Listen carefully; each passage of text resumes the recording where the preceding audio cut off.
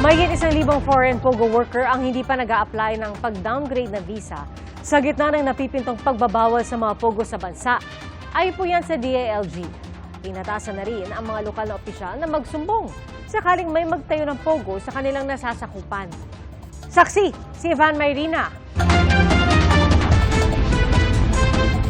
Ininspeksyon kanina ng lokal na pamahalaan ng Kawit, Cavite ang POGO hub na ito na isa sa mga nagtigil operasyon alinsunod sa utos si Pangulong Bongbong Marcos na wala ng POGO sa bansa sa 2025. On December 15, 10 o'clock a.m., we will personally lead the closure of the POGO hub.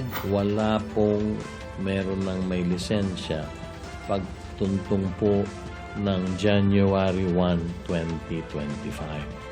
So, kung meron pa dyan magsasabing sila ay nagpapatuloy na maghanap buhay or ng kanilang operation dahil meron silang valid PAGCOR license, hindi po totoo yun.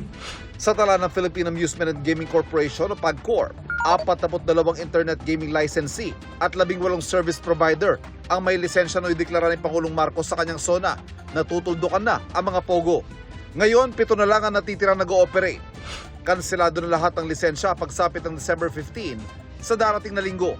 Ayon sa Presidential Anti-Organized Crime Commission o PAOC, lahat na mag-ooperate ng walang lisensya, huhulihin.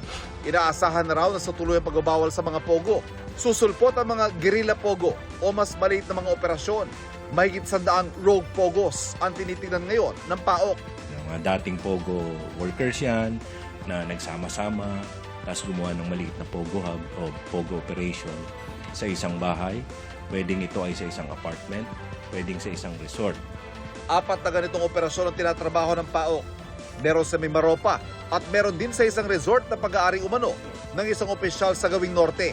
Ang nagsumbong daw, LGU. Nireport po niya na merong papasok sa kanya na grupo ng mga Chinese, about 1,000 of Chinese, na dala-dala na yung gamit nila. At inimbak na yon sa isang lugar at pinasakay ng local government, nagplano sila. So, nakuha na nila sir yung mga gamit, nandun ngayon sir sa kanila. At ibig sabihin talagang lumalayo na sila sa Metro Manila. Aatasan ng DILG ang mga local chief executives sa bantayan ng kanilang mga lugar para matiyak na walang illegal na POGO na makapag-ooperate sa kanilang nasasakupan. At kung hindi, maaari silang sumabit at makasuhan tulad na nangyari kay dating Bambantarlac Mayor Alice Guo. Ayon pa sa DILG, mahigit 1,000 foreign POGO worker ang hindi pa nag-a-apply ng pag-downgrade ng visa.